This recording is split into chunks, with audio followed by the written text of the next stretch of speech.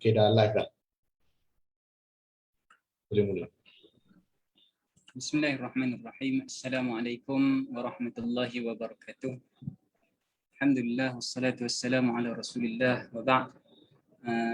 Yang dihormati guru saya Dr. Aiman Al-Akiti, pengkuliah jemputan kita pada malam ini. Yang dihormati Ustaz Naqiyuddin, pengerusi Nazamiyah Institute, hadirin hadirat yang turut serta pada malam ini, turut serta dalam sesi yang kedua untuk kuliah sejarah mazhab Asy'ari Siri Maghribi yang kita ada 4 sesi insya-Allah. Sesi pertama telah lalu pada Sabtu minggu lepas dan sesi kedua minggu ini bersama dengan Dr. Aiman Al-Akiti kita akan membahaskan apa yang ditulis di dalam sejarah ringkas mazhab Asy'ari di Maghribi. Buku ini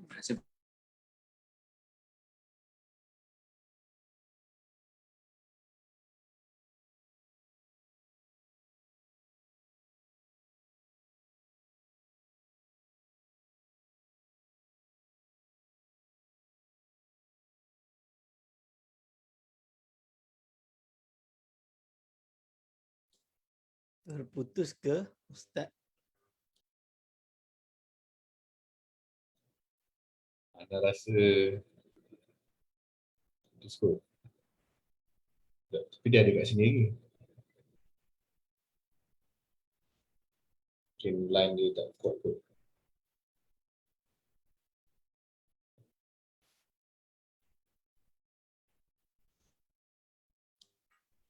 Dah hilang. Dia hilang.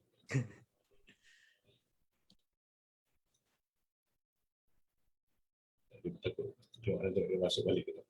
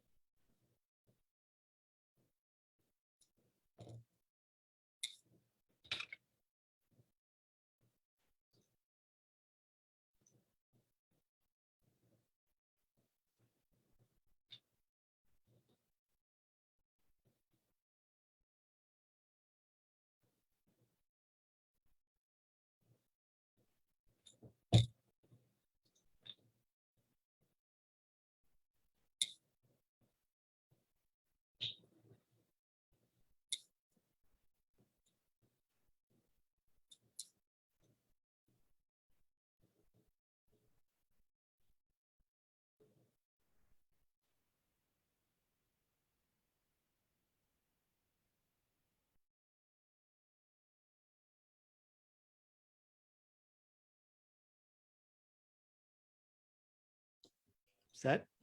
Ustaz Zainul dah masuk balik. Okey.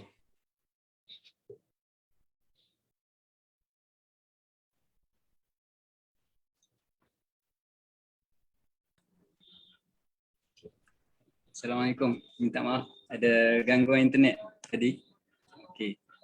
Kita akan membincangkan tentang buku Sejarah Ringkas Mazhab Asy'ari di Maghribi. Kita ada 4 siri. Siri pertama dah lalu. Kita bincangkan secara umum tentang macam mana perkembangan mazhab Asy'ari di Maghribi, dan siri yang kedua ini kita bersama dengan Dr. Aiman Al-Akiti kita akan bincangkan tentang salah seorang tokoh yang boleh dianggap paling berpengaruh dalam perkembangan mazhab Asy'ari di Maghribi, salah seorang tokoh yang paling berpengaruh iaitu Syekh Ibn Tumar. Begitu juga kita akan menyentuh tentang zaman beliau iaitu Murabitin dan juga Muwahhidin secara ringkas. Dengan ini saya mempersilakan Dr. Aiman Al-Akiti. Falyatafaddal mashkur. Bismillahirrahmanirrahim. Assalamualaikum warahmatullahi wabarakatuh. Alhamdulillahirabbil alamin. Assalatu wassalamu ala asyrafil anbiya'i wal mursalin wa ala alihi wa ashabihi ajma'in. Wala hawla wala quwwata illa billahil aliyil azim. Allahumma la sahla illa ma ja'altahu sahla wa anta taj'alu hazana idza syi'ta sahla. Rabbi shrah li sadri wa yassir li amri wahlul 'uqdatam min lisani yafqahu qawli. Amma ba'du. Pada yang terhormat Raisil Jilsah Ini Al-Ustaz insya-Allah Dr. Mustaqbal Zainil Abidin bin Abdul Halim hafizakallahu, dan kepada Al-Ustaz Zidi Muhammad Naqiyuddin selaku Rais Al-Ma'had yakni Ma'had An-Nizami di Kuala Lumpur, kepada segenap para alim ulama, para aimah yang menghadiri majlis ini. Dan saya lihat banyak ulama-ulama yang hadir ini jauh lebih hebat daripada saya. Dan saya ini cuma share slide je. Dan tidak lebih daripada tu. Dan kepada segenap hadirin wal hadirat hafizakumullah, insya-Allah kita bersyukur kepada Allah SWT kerana telah memberikan kita inayah dan hidayah bersama-sama pada malam hari ini. Selawat dan salam kepada junjungan besar baginda Nabi Muhammad sallallahu alaihi wasallam, yang mana dengan syafaat uzma beliau lah kita berharap kelak. Okey, tanpa membazir waktu, saya diberi waktu katanya 1 jam. Biasanya saya nak bentang 45 minit je. Tapi mungkin terlebih atau mungkin terkurang, so saya maaflah. Dan perlu saya maklumkan bahawa bahan saya ni slide inilah. Sebenarnya saya tak ada time nak buat slide. Tapi sebab Syekh Zainul dah buat minggu lepas, kalau saya tak buat nanti dia kata tak adil lah. Maka saya buatlah slide ala kadar ni dengan bantuan murid saya, sebab saya tak pandai buat slide. Saya bagi dia bahan, dia jadikan slide. So kalau nampak gambar belakang-belakang ni, oh Ustaz Aiman seni juga kan. Itu bukan saya lah. Kalau saya tulis memang huduh lah. Biasanya kertas putih je. Okey, hadirin wa hadirat hafizakumullah, tanpa bazir waktu, insya-Allah judul yang diberi kepada saya adalah Dinasti Murabitin dan Muwahhidin serta Ketokohan Ibnu Tumar. Jadi saya khusus membahas tentang Murabitin dan Muwahhidin. Cuma saya fokuskan kepada Ibnu Tumar lebih daripada membahas Muwahhidin. Sebab apa? Sebab nanti Al-Ustaz Dr. Ahmad Arif dia akan membahas tentang As-Salaliji. So As-Salaliji ni hidup di zaman Murabitin dan Muwahhidin juga, tapi dia lebih kepada Muwahhidin. Sebab dia dah hidup di zaman Tarsikh. Kita panggil Tarsikh tu dah melekat dah. Asy'ariyah tu dah melekat dan menjadi akidah Rasmiyah. Dan setelah itu, of course, kalau dia nak bahas, dia boleh bahas tentang ada beberapa isu yang penting seperti bergabungnya antara akidah dan tasawuf di kalangan ulama-ulama Asy'ariyah di Gharbil Islami. Seperti kita tahu Abu Madian Al-Ghauth, dan kita tahu Ibnu Hirzihim. Kita tahu nanti ada fase yang dipanggil, ada isu yang mungkin perlu untuk dibahas sebenarnya, As-Sukuni dalam kitab Lahnul Awam dan lain-lain. Jadi ini benda-benda yang perlu dibahas. Tapi kerana membahas Ibnu Tumar ni sangat penting. Why? Because saya pertama saya sampai Maghribi, sampai di Morocco, saya sampai hari ini misalnya dia. The day after that, saya dah pergi ke Marrakesh, cerita dia, menghadiri salah seorang senior kami yang Viva. Dan saya pertama kali terdengar waktu saya kat Marrakesh tu, dia mengatakan bahawa kerajaan di Morocco, Murabitin, ini sebenarnya Salafi. Maksud dia Salafi tu ala Muhammad bin Abdul Wahab, ala Ibn Taymiyah, atau Salafi lah kita panggil. Sedangkan Muwahhidin ini Asy'ari. Jadi datangnya Ibnu Tumar inilah yang buat dosa besar. Dia bunuh semua orang yang tak sebulu dengan dia. Lepas dia bunuh, dia paksa orang ikut Asy'ariyah. Kalau tak ikut Asy'ariyah, dibunuh semua. Lebih kurang macam tu. Jadi itu tohmahan yang pertama. Tanpa saya kenal siapa Ibnu Tumar, tanpa saya kenal siapa Murabitin, tanpa saya kenal Muwahhidin, dan yang ada dalam kepala otak saya, macam tu ke sejarah Morocco? Terkejut. Ternyata Salafi ala Ibn Taymiyah dan Muhammad Abdul Wahab tu dah wujud di Morocco sebelum wujudnya sebelum datangnya Ibn Taymiyah sendiri. Dan ini yang masuk dalam kepala otak saya. Dan ini diulang-ulang oleh senior-senior pada waktu itu. So, saya biar benar. Tapi of course tak ada bahan, tak ada apa, dan saya waktu itu datang kerana nak sambung fiqh. Fiqh dan usul fiqh itu bidang saya ketika saya sampai Morocco pertama kali. So saya tak berapa kisah sangatlah kerana bidang saya bukan bidang akidah sebenarnya. Tapi ketika sampai di Morocco, setelah beberapa bulan usaha untuk masuk ke fakulti syariah yang dalam keadaan tutup waktu itu kerana muzaharat, ada demonstrasi, Arab Spring dan lain-lain, isu politik universiti menyebabkan saya terpaksa masuk di bidang akidah, dan saya anggap itu adalah apa yang Allah SWT gariskan. Yalah, of course, jelas itu takdir yang Allah SWT gariskan kepada saya untuk mempelajari ilmu akidah. Maka judul ini sangat penting, iaitu Dinasti Murabitin dan Muwahhidin serta Ketokohan Ibn Tumar. Pertama sekali kita kena kenal dinasti Murabitin dan Muwahhidin, sejarah tokoh dan tomahan dia. So untuk Muwahhidin, Murabitin, pemimpin-pemimpin yang ada di dinasti ini saya letak di slide di akhir sekali. Jadi nanti kita boleh lihat.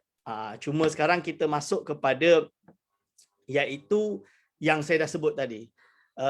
Tomahan yang dimunculkan terutama dari kalangan golongan Wahabi pada hari ini. Saya terpaksa sebut istilah tersebut, dan saya dah penat dah kita nak terlalu berlapik-lapik dengan apa, kita sebut secara ilmiah sahaja, ilmiah. So terima, tak terima, agree to disagree. Jadi dakwaan yang mereka bawa adalah akidah rasmi dinasti Murabitin itu adalah Salafi. Jadi ini yang dibawa, yang saya sebutkan tadi. So bagaimana kita nak bahas perkara ini? Pertama, sumber tak ada yang autentik yang mengatakan bahawa Murabitin ini adalah Salafi ala Muhammad bin Abdul Wahhab. Itu tidak ada sumber yang autentik. Okey, ala Ibn Taymiyah maksud saya. Okey, benda ni bias, tidak realistik. Tiada realistik sebab dia melanggar sumber-sumber ilmiah serta melanggar fakta-fakta sejarah dari segi kitab, dari segi manuskrip, dari segi budaya, dan lain-lain. Lalu pengkaji semasa mengkritik sumber-sumber yang menyatakan bahawa dinasti Murabitin adalah berfahaman Salafi, isbat sifat, tajsim dan lain-lain. Ada satu sumber, dua atau satu sumber, salah satu dia Abdul Wahid Al-Murakushi dalam kitab Al-Mu'jib dan juga dalam kitab Al-Imam Ibn Khaldun. Tapi ini perlu dikritik. Perlu dikritik. Sebab apa? Sebab dia melanggar pada banyak sumber yang hidup pada zaman itu. Contoh dia Abdul Wahid Al-Murakushi. Jadi kebanyakan yang saya teliti selama saya mengkaji akidah di Maghribi, dan kami memang ada madah tu apa, ada mata pelajaran ketika master, iaitu pelajaran tentang tarikhul ulama il-gharbil islami, atau kita panggil dengan tarikh aqaid, tatawur aqaid Asy'ariyah atau tatawur aqaid. Jadi di master itu tatawur aqaid fil gharbil islami, iaitu perkembangan akidah di gharbil islami. Salah satu sumber, atau dia hanya ada beberapa sumber, tapi sumber yang selalu dijadikan sandaran kepada mereka yang mengklaim perkara tersebut, yang klaim bahawa Murabitin ni Salafi, adalah datang daripada muarrikh nama dia Abdul Wahid Al-Murakushi, meninggal tahun 647 Hijriah, lahir 581. Berarti jauh sebelum Al-Mahdi bin Tumar, kerana Al-Mahdi bin Tumar meninggal tahun 524. Kemungkinan kita anggap dia ini dah belajar dan baligh dan boleh menilai ketika tahun 600 lah, umur 20 tahun. Okey, 17, umur 17 tahun mean 590 something at the end of 6th century. Oh, sorry. Ini masalah. Okey. So, jadi kita lihat fasa waktu lebih kurang 70 tahun dia tidak tahu sebenarnya apa yang terjadi. So dia karang kitab nama dia kitab Al-Mu'jib. Ini saya ada kitab dia, cetakan yang lama yang dicetak oleh Orientalis, dan selepas itu ditahqiq lagi oleh ulama muslimin dan cetak dan tidak ada jawab beza. So ini adalah ibarat dia, wadana ahlu dzalika zaman bi takfiri kulli man dhahara minhu al-khawt fi syai'in min ulumil kalam. Jadi seolah-olah siapa yang masuk ilmu kalam dihukum kufur. Ini fi kulli takfiri kulli man dhahara. Kulli man dhahara berarti umum. Ta'mim kita panggil ta'mim, mengumumkan setiap orang yang masuk ilmu kalam kafir. Wa qarrara al-fuqaha 'inda amiril muslimin taqbiha ilmil kalam. Jadi kononnya ada fuqaha. Jadi bila dia sebut fuqaha, kita kena faham istilah ulama Maghrib. Jadi ini saya terangkan sikit. Jadi di Marrakesh ataupun Daulah Murabitiyah, ketika di akhir, iaitu setelah Yusuf bin Tashfin, bukan zaman Yusuf bin Tashfin, tapi setelah Yusuf bin Tashfin, Ali bin Yusuf bin Tashfin dan seletasnya, sebab Ali bin Yusuf Tashfin ni dia sufi. Jadi dia tak berapa kisah dengan qasr malaki, dengan pentadbiran. So dia malas nak kisah, basically macam tu. So what happened, dia ni dalam kitab Al-Mu'jib sendiri ya. Ini dalam kitab Al-Mu'jib sendiri. Jadi yang memerintah Murabitiyun itu sendiri adalah kebanyakan dia dipanggil courts. Kalau dalam bahasa Inggeris kita panggil courts. So dia punya fuqaha lah kita panggil. Orang judges, kudat dan lain-lain. So ni kita panggil orang-orang administratif yang memegangkan. So wa qarrara al-fuqaha inda amiril muslimin taqbiha ilmil kalami wa karahatal salafil lahu. Jadi sampai menghajarkan mereka wahajruhum man zahara alaihi syai'un minhu wa annahu bid'atun fid din, ni adalah bid'ah dalam agama, wa rubbama adda aktsaruhu ila ikhtilalin fil aqaid hatta istahkama fi nafsihi bi ghadd ilmi al-kalam wa ahlihi. Maaf, saya ingat banyak orang faham bahasa Arab. Jadi kebanyakan dia fuqaha ini menjelaskan kepada Amirul Muslimin bahawa ilmu kalam ini buruk, keji, dan ulama salaf ni membenci ilmu kalam dan melarang menangkap dan memenjarakan siapa saja yang zahir padanya sesuatu daripada ilmu kalam ini. Dan dia adalah bid'ah dalam agama, bahkan kebanyakan akan merosak akidah itu sendiri. Bahkan menganggap bahawa bagi diri dia benda ini adalah dilarang sehingga dia tak belajar ilmu kalam dan tak ambil ilmu kalam daripada ahlinya. Fakana yaktubu anhu fi kulli waqtin ila al-biladi bitasydid.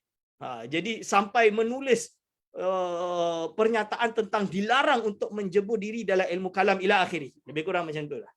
So ini adalah pernyataan Abdul Wahid Al-Muraqushi. Lalu ulama yang ikut kalam Abdul Wahid Al-Muraqushi ini ada Alfred Bell, ini seorang orientalis, meninggal tahun 1945. Hasan Ali Hasan dalam kitab Hadarat Islamiyah, An-Najjar dalam kitab Al-Mahdi bin Tumar, one of the most important research on Al-Mahdi bin Tumar. Tapi kalau menurut Dr. Khalid Zahri, dia masih tidak munsif. Dia tidak berhati-hati dalam banyak hal. Sebab dia bukan, yelah, dia tak duduk kat Morocco. Dia orang Tunis or something. And then Hasan Ibrahim Hasan dalam Tarikh Islami, Tarikh Islam Asyasi. And then tokoh-tokoh yang ikut menuduh Murabitun menolak ilmu kalam yang dijadikan bahan oleh golongan Salafi pada hari ini adalah ahli sejarah rasmi Wahidun, iaitu Baizaq, kurun ke-6 Hijriah, Ibn Qattan, kurun ke-7. Lepas tu kita ada yang tidak rasmi seperti Abdul Wahid Al-Muraqushi. Ini yang paling bukan neutral. Dia tidak membela secara rasmi Muwahidun, tapi bias tu adalah kerana dia hidup di zaman Muwahidun. Lebih kurang macam tu. Lepas tu kita ada ahli sejarah terkemudian Ibn Khaldun. Ibn Khaldun, kita tahulah Ibn Khaldun, dia dalam kitab Al-Ibar. Sebab itu kalau saya nak bagi tahu, kita di Malaysia memang Ibn Khaldun kita angkat topi dan muji melangit. Tapi kalau kita berada di Maghribi, terbalik. Bukan saya nak menjarhu Ibn Khaldun, tak. Saya pun suka baca Ibn Khaldun, Asy'ariyah jelas. Tapi dalam banyak hal, ulama Maghribi selalu mengkritik Ibn Khaldun kerana bagi mereka Ibn Khaldun ini dia ada banyak problem dalam fakta sejarah yang ditulis dalam kitab Al-Ibar tersebut. Kita panggil Tarikh Ibn Khaldun. Ini problem. So saya selalu diberi contoh oleh Ustaz Nizar Ahmadi, oleh Dr. Khalid Zahri, kenapa Ibn Khaldun diusir di Tunis. Itu ada perbahasan. Sampai macam tu. Ada keluar fatwa dan lain-lain. Lawan dia adalah Imam Ibnu siapa nama dia, Ibnu Arafah. Ibnu Arafah tu mufti yang lawan Ibnu Khaldun. So tapi semua ni ulama kibar. Jadi kita mengagungkan mereka, menghormati mereka. Cuma kita sebutlah apa kritikan yang terjadi lebih-lebih lagi apabila membahas sejarah, kerana takut terjadi bias. Ingat yakni jarhul qarin la yu'tabar atau yutwa wala yurwa. Itu kita kena ingat tu. Jarhul qarin, iaitu pengkritikan orang sezaman ini biasanya tidak boleh kita iktibarkan kerana kemungkinan ada bias di dalam dia. So ahli sejarah semasa Muhammad Al-Inabi, yakni Muhammad bin Tumar, Majalatul Jami'ah Tunis. Ini semasa ni masuk muasir kita lah, muasir kita. Ini satu buku. And then Ahmad Mahmud Subhi dan Yahya Huwaidi dalam kitab Tarikh Falsafah Islam. Jadi menurut guru-guru kami di Maghribi, di Qarawin dan lain-lain selalu menyebutkan bahawa Ibn Tumar kadang atau ulama-ulama Maghribi kadang tidak mendapatkan pembelaan yang sepatutnya. Dan ini terjadi sebab apa? Kerana abnaul magharibah atau kita panggil magharibah, ulama-ulama magharibah dulu kurang mengekspos dengan makna yang sahih. Sebab itu sekarang banyak manuskrip yang dilahirkan untuk membetulkan, untuk biar ulama maghribi yang menentukan nasib, menentukan naratif ahli sunnah wal jamaah, naratif magharibah itu sendiri, bukan orang masyrik. Kerana banyak kajian yang ada ni datang daripada masyrik juga. So ini yang didatang. So contoh dia misalnya nukilah Ibn Khaldun. Ini Ibn Khaldun bagaimana dia menceritakan wan talaqa hadzal imam raji'an ilal maghrib bahran munfajiran minal ilmi. Jadi dia memuji, jadi Ibn Khaldun memuji Ibn Tumar secara wa kana qad laqiya bil masyriqi a'immatal asy'ariyah min ahli sunnah wa akhadha anhum. Jadi dia ni datang daripada masyrik, mempelajari, maksudnya dia sempat pergi ke masyrik, belajar dan mengambil ilmu dari ulama-ulama masyrik di kalangan ahli sunnah, dan wastahsana tariqahum fil intisar, sampai dalam cara mereka mendefend akidah-akidah ini salafiyah dan lain-lain sangat bagus. Wa dhahaba ila ra'yi fi ta'wilil mutasyabih, dan Ibn Tumar ini pergi kepada jalur untuk mentakwil ayat-ayat mutasyabihat sesuai dengan ulama masyrik seperti Imam Ghazali, Imam Ibn Mahramain dan lain-lain lah, daripada ayat-ayat Quran dan hadis-hadis. Ba'da ankana ahlal maghrib, yakni ba'da ankana ahlul maghrib bi ma'zalim an ittibaihim fi ta'wil wal akhdh bi ra'yihi fihi iktida' bis salaf fi tarki ta'wil. Jadi apa, setelah adanya ahli maghrib ini dulu tidak ikut takwil tapi lebih kepada isbat, meninggalkan takwil, ikut ulama salaf. Lebih kurang macam itu. Wal akhdhu bil madhahib al asy'ariyah fi kafatil aqaid wa a'lana bi imamatihim. Akhirnya ialah Ibn Tumar ni yang menyebarkan Asy'ariyah dan lain-lain, sampai dia mengarang kitab Mursyidah dan Tauhid. Fa fawada yakni fuqaha, maka apa terjadi, gaduh lah basically, maka jadi ada isu lah, ada krisis lah dengan fuqaha, iaitu courts yang ada di Maghrib, fi sya'nihi, dalam hal Ibn Tumar, bima wasala ilaihi min syuhratihi, sampai disebabkan terlalu terkenalnya Ibn Tumar ni, sampai fuqaha ini ialah nak gaduh lah dengan dia basically, lebih kurang macam tu. Dan akhirnya isu takwil, tashbih, dan wa yunkiru alaihim jumudahum ala madhhabis salaf, dan Ibn Tumar ni mengingkari terhadap mereka, terhadap jumudnya mereka mengikut mazhab salaf dalam hal tidak melakukan takwil, tarkit takwil kita panggil. Jadi dalam kalam ini yang diambil oleh golongan salafi. Jadi dia kata ini jelas Ibn Tumar ni yang membawa akidah takwil. Jadi sebelum itu mereka salafi ala Ibn Taimiyah lah basically, menolak takwil dan lain-lain. So this is the text yang mereka gunakan untuk menjarhu. So ini dalam kitab Ibn Khaldun al-Ibar itulah. Lepas tu qala Dr. Ahmad Khatib, ini salah seorang pengkaji dari UC Qarawiyyin dari hadis hasaniyah. Apa dia kata, ila anna an-nass ma'a dzalika yatadammanu ba'd al-mawaqif at-ta'mimiyah. Kalau kita nampak nas ini terlalu umum sangat. Jadi dia buat satu umum, dia tak memilah, allati la yumkinu al-muwafaqah 'alaiha, yang tak susah untuk kita sepakat dengannya. Lebih-lebih lagi apabila dia mengatakan bi anna ahlal maghrib, bahawa ahlul maghrib ini, tengok, hakadha bi sighati ta'mim, ini cara dia buat ta'mim tersebut, meletakkan seolah-olah mereka ini tak setuju dengan ta'wil, iaitu mereka mengikut salah untuk meninggalkan ta'wil sebelum Ibn Tumar. Jadi seolah-olah sebelum Imam Ibn Tumar, ulama magharibah ini semua ala manhaji tarki ta'wil. Barang siapa ta'wil ni berarti bukan ulama maghrib lah basically. Fahadha qaunu yu'tabar ta'miman. Yakni jadi ucapan ini, kaul ini sebenarnya boleh dianggap takmim yang akan menutup hakikat sejarah. Falhalu idzan anna Ibn Tumar, padahal keadaannya sekarang sesungguhnya Ibn Tumar yang kita lihat dengan yang kita lihat dengan tafawuk, dengan kehebatan dia. Bahkan Ibn Khaldun pun sendiri mengakui kehebatan Ibn Tumar dalam teks ini. La yumkin siwa, yakni dia mesti mungkin kita boleh tengoklah bahawa pertama perkara ini adalah suatu perkara sejarah yang telah ditutup dengan kata-kata ta'mim tadi. Boleh kita nampak macam tu. So and then walhal, ini kita jawab balik secara teks sejarah. Tolong matikan mikrofon please. Excuse me. Excuse me. Tolong matikan. Okey. Walhal dinasti Murabitin menerima Asy'ari tersebar di Maghribi. Jadi fakta sejarah tak seperti itu. Ini dikatakan oleh Dr. Ahmad Khatib dalam kitab dia, dalam dia ada makalah dia. Makalah ni saya hadirlah di Kuliah Usuluddin UC Qarawin waktu itu tahun 2014 kalau tak salah, atau 2014 atau 2013, yang mana dia kata bahawa kita boleh nampak padahal tidak seperti itu. Tidak seperti itu. Jadi okey, kita masuklah, tanpa buang waktu kerana sekarang dah pukul apa ni? 9.42 dah. So kita boleh nampak apakah dalil bukti dia. Bukti dia cuba kita lihat ni. Tawasul mubashir, iaitu ada connection, perhubungan yang secara langsung antara mutakallim ahli kalam Maghrib dan ulama-ulama Asy'ariyah di Masyriq. Abu Imran Al-Fasi meninggal 430 Hijriah. Dia ini murid kepada Imam Baqilani. Imam Baqilani Asy'ariyah ke tak? Asy'ariyah. Lalu Abu Muhammad Abdullah bin Ahmad At-Tamimi meninggal 501 Hijriah. Okey, ini sebelum Ibnu Tumar ni. Sebelum Ibnu Tumar. Sebab Ibnu Tumar balik dalam 514,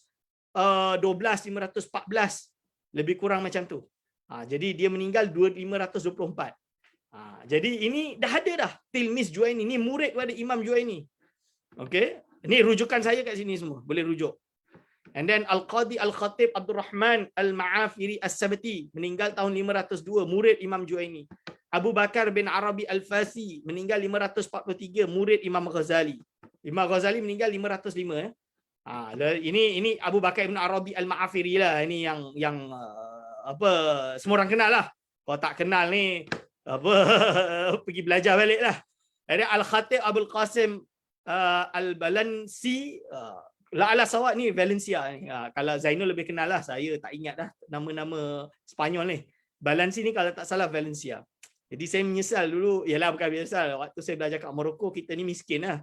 Tapi kalau banyak duit atau masih bujang, bolehlah tiap-tiap tahun pergi ke Spain untuk menelusuri jejak langkah ulama dulu. Tapi saya diberi rezeki tu bila family dah balik tu baru dapat pergi. Tu pun pergi 1-2 bandar je. Tapi kalau boleh jauhlah seluruh bandar, kita boleh telusuri masjid-masjid yang menjadi gereja yang sebenarnya dulu tempat ulama. So Khatib Abul Qasim Al-Balansi, mungkin Valencia, meninggal 545 Hijriah, murid Imam Ghazali. Abul Hasan bin Hunain Ali Al-Katani. Jadi Katani ni jadi kalau kita tahu dalam kitab Ihya Ulumuddin pun ada yang nama Katani, sebab dia adalah family sufi yang terkenal yang tukang buat katun lebih kurang macam itulah. Apakah ada pertalian dengan Katani pada hari ini, wallahu alam. Itu saya tak sure. Lepas tu ni adalah murid Imam Ghazali sendiri. Lalu Muhammad bin Tumar, yang kita sedang bicara, iaitu dia adalah murid kepada Imaduddin Al-Kayaharasi, dan juga ada yang berpendapat dia murid kepada Imam Ghazali, ada yang menafikan dia murid kepada Imam Ghazali. Itu nanti kita bincang. Okey, lalu ini juga kadi-kadi. Jadi ini adalah qadi-qadi. Jadi bukan hanya ulama Asy'ariyah ni ada hubungannya dengan ulama Maghrib, tapi ulama Maghrib yang mutakallim ni ada juga yang mereka menjadi qadi. Jadi menunjukkan bahawa Murabitun tu bukanlah Salafi yang mereka sebut. Bahkan Asy'ariyah yang muawil, Asy'ariyah yang menerima takwil itu juga wujud sebagai qadi. Jadi memiliki manasib, memiliki bahasa Melayu dia, memiliki jawatan sebagai hakim di Maghribi. Contohnya Abu Bakar Muhammad bin Husain Al-Hadrami Al-Muradi, ini yang kita akan bahas. Lepas tu Al-Faqih Abu Abdul Malik Marwan bin Samjun Al-Lawati. Lalu ada Qadi Khatib Abul Qasim Sabti, kita dah bahas. Mereka Shibrin bin Shibrin Ali Al-Kala'i, lalu Kharubi Al-Ansari, lalu Al-Khazraji, ini pernah ada di Marrakesh. Ini semua saya sebutlah. Maaf ni bahasa Arab saya malas nak terjemah. Tapi inti dia macam tu lah. And then Abul Hasan bin Talaq Al-Qisi, dia ini pakar dalam ilmu kalam, dia berisytighal sebagai qadi dan juga menjadi tokoh yang selalu diajak untuk bermusyawarah. Al-Qadi Iyad, Qadi Iyad kita kenal sahibu kitab Asy-Syifa, Abu Bakar Ibn Arabi Al-Ma'afiri, Abu Walid bin Rushd Al-Jadd. Ini adalah Ibn Rushd Everus Al-Jadd, Datuk. Bukan Al-Hafidh, bukan filosof, tapi ini yang qadi. Dia pernah jadi qadi di Qurtubah 511 Hijriah. Lepas tu Abu Walid Hisham bin Baqwa Al-Hilali. Okey. Lalu apakah bukti lain? Bukti lain bahawa Murabitun tidak salafi seperti yang dianggap, sebab adanya hudurul asy'ariyin muawwilin. Asy'ariyah yang melakukan takwil ada di zaman fatratil Murabitiyah. Yang pertama kita bagi contoh Abu Amrin Ad-Dani, dia mukrik. Okey. Bahkan kitab dia hari ini dicuri. Kalau menurut Dr. Khalid ni dicuri oleh Salafi, ditahqiq oleh Salafi tidak dengan manuskrip yang cukup.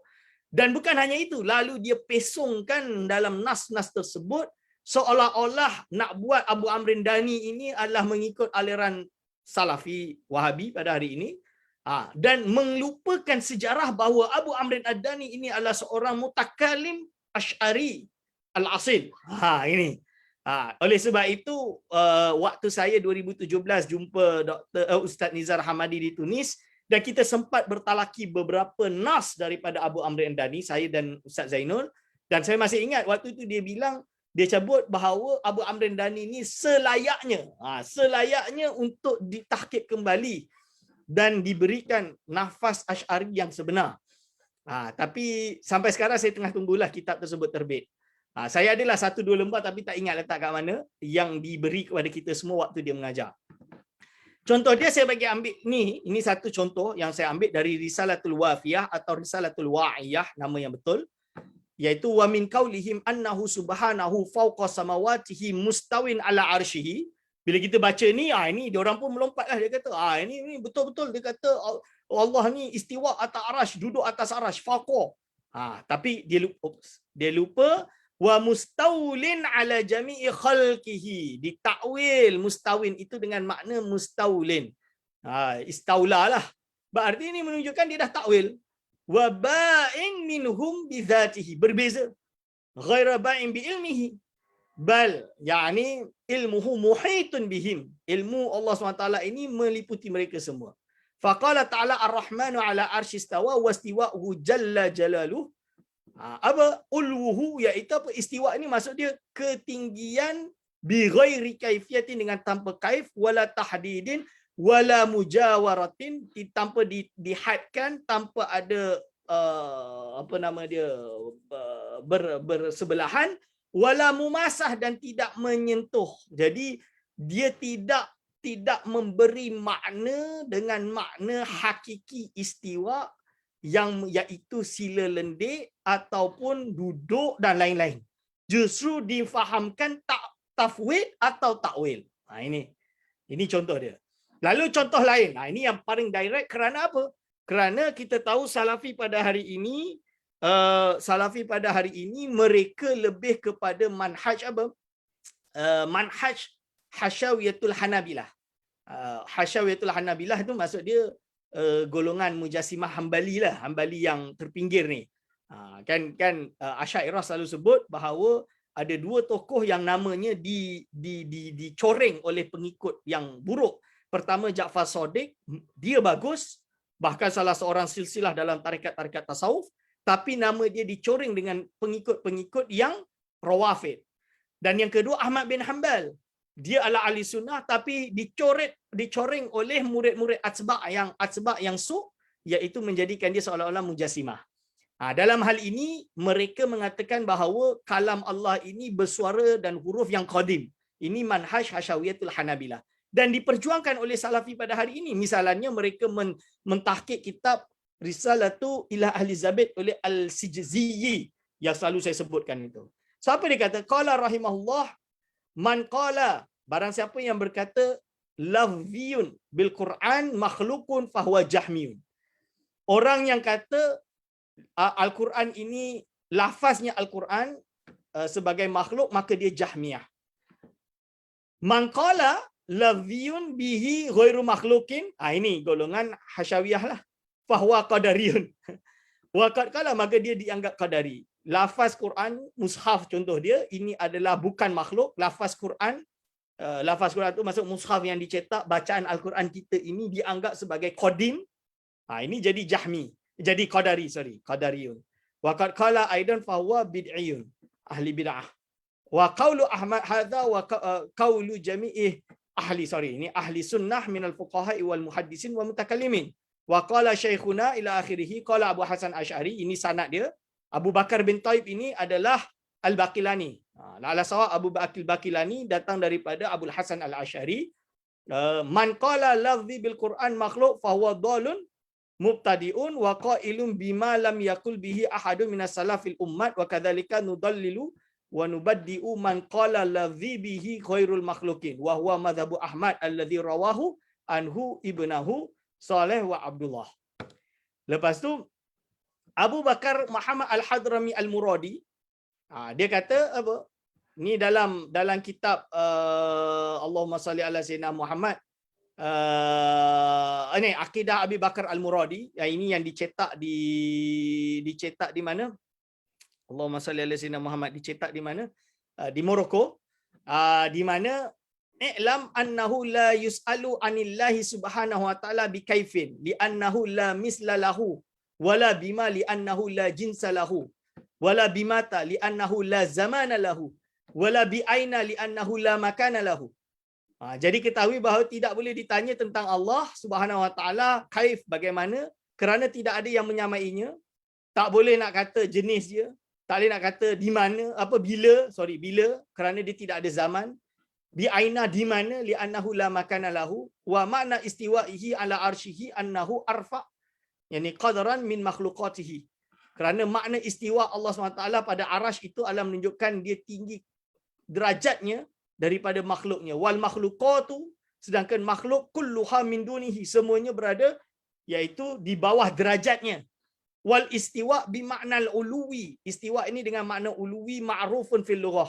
Wala yajuzu ay yakuna al arsyu makanan lahu. Jadi tak boleh dikatakan bahawa ia adalah arash yang berada tempat baginya, li annal mutamakkina innama yakunu biqadri makanihi. Wal khaliqu subhanahu wa ta'ala la yuqasu, tak boleh dikiaskan. Allah SWT khaliq tak boleh dikiaskan bi syai'in min khalqihi, dengan apa pun daripada makhluknya. Wala yajuzu ay yakuna al khaliqu subhanahu jisman, tak boleh nak kata bahawa Allah SWT itu jisim. Li'annal jisma maknahul mu'allaf, kerana yang dimaksud dengan jisim ini adalah mu'allaf, tersusun. Walau kana ba'duhu ab'adan muba'adah, walaupun sebahagian daripadanya ini kalaulah dianggap dia ini boleh dibagi-bagi, latamana'at ab'aduhu kama zakarna fi dalil tauhid. Nescaya tamanuklah, tercegahlah. Wala yajuzu anusammiyahu jisman, tak boleh kita namakan dia sebagai jisim. Wa in lam yakun mu'allafan li'anna hadha khilafu syar'i wal lughah, walaupun bukan ketika kita maksud dengan jisim itu suatu yang tersusun. Sebab contoh dia Ibnu Taimiyah dalam kitab Ta'arud Bainal Aqli wan Naqli, dia ada sebut bahawa menurut dia, kalau saya bermaksud jisim ini bukan mu'allaf, tapi jisim ni maksud dia wujud. Benda yang wujud ni dikatakan berjisim. Lalu dia jawab kat sini, ini sebelum Ibnu Taimiyah lah. Dia dah jawab, la yajuzu an nusammiyahu jisman wa in lam yakun mu'allafan li anna hadha khilafu syar'i wal lughah. Ini bertentangan dengan syarak dan lughah. Dah nak pukul 10 dah. Okey, laju sikit . So contoh lain adalah fatwa Ibn Rushd Al-Jadd, soalan dari Yusuf bin Tashfin. Jadi Qadi Yusuf bin Tashfin meninggal tahun 500. Sultan Yusuf bin Tashfin bertanya kepada Ibn Rushd Al-Jadd. Jadi Ibn Rushd Al-Jadd waktu itu sebagai seorang mufti, mungkin belum qadi atau dah qadi, tapi saya tahu dia di Qurtubah menjadi qadi 511 tadilah. Tapi ini sebelum tahun 500 soalan ini. Berarti sebelum Ibn Tumar balik. So it's nothing to do with Ibn Tumar. So apa dia kata? Sa'ala Amirul Muslimin Yusuf bin Tashfin Al-Qadiyah Aba Walid. Jadi Qadi Abu Walid, tak tahu kat mana waktu itu, Ibn Rushdin qala ma yaqulu al-faqih al-qadi. Jadi apa yang seorang yang engkau lah, iaitu Abu Walid ni, tentang apa? Tentang wa nahaja ila kulli salihatin tariqahu fi syekh, tentang Syekh Abil Hasan Asy'ari dan Abi Isa Al-Ifaraini, Abi Bakar Al-Bakilani, Abi Bakar bin Furak, wa Abil Ma'ali Al-Juwaini, wa Abil Walid Al-Baji. Dia dah sebut dah. Ini Abil Ma'ali ni dah memang jelas tokoh yang takwil. Imam Juwaini, Imamul Haramain, guru kepada Imam Ghazali. Wa nudharaihim mimman yantahilu ilmal kalam, dan orang-orang yang pegang pada ilmu kalam dan berbicara tentang usul diyanat. Lalu wa yasifu ila akhirih. Ni soalan-soalan dia, sesat ke tak sesat, tanpa buang waktu. Lalu bayin, jelaskan lana miqdaral a'immatil madhkurin, ila akhirih lah, keadaan mereka, tujuan mereka. Fa ajaba Ibn Rushd, Qadi Ibn Rushd jawab, tasaffahtu asamanallahu wa iyyaka soalaka hadha, aku dah tengok soalan kau, buka dah belik soalan kau, dan aku dah tengok haula, semua mereka yang kau sebutkan adalah termasuk dari ulama-ulama, imam yang hebat, wa mimman yajibu bihim al-iktiba, yang wajib untuk kita ikuti, li'annahum qamu binasr syariati, kerana mereka ini berdiri menegakkan syariat, menolong syariat, wa abtalu syubha ahli zaighi, mereka inilah yang membatalkan syubhat golongan yang sesat, wa dalalah, wa awdahu al-mushkilat, dan menjelaskan kemusykilan, wa bayyanu ma yajibu an yudana, dan menjelaskan apa yang wajib untuk dipegang dengannya daripada akidah ini. Fahum bi ma'rifatihim bi usuli diyanat al-ulama'u ala haqiqati li ilmihim. Mereka ini dengan bima'rifatihim bi usul, dengan pengetahuan mereka dalam usul-usul diyanat, adalah ulama-ulama secara hakiki, dan keilmuan mereka li ilmihim, kerana ilmu mereka billahi azza wa jalla terhadap Allah SWT, tentang Allah SWT, dan apa yang wajib bagi Allah, apa yang harus, wa ma yantafi anhu, dan apa yang mustahil lah bagi Allah SWT. Idla tu'lamu al-furu'u illa ba'da ma'rifatil usul, kerana furu' ini tak boleh diketahui kecuali setelah mengetahui akidah. Ini ketegasan Ibn Rushd. Faminal wajib, dan termasuk dari kewajipan kita untuk mengiktiraf kehebatan mereka.